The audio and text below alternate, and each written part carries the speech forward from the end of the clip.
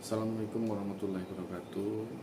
Penyakit septikemia epizootика adalah penyakit yang menyerang ternak sapi dan kerbau yang bersifat akut dan menyebabkan kematian yang tinggi. Maka dari itu kita akan melaksanakan vaksinasi SE yang bertujuan untuk mencegah terjadinya penyakit ngorok ini.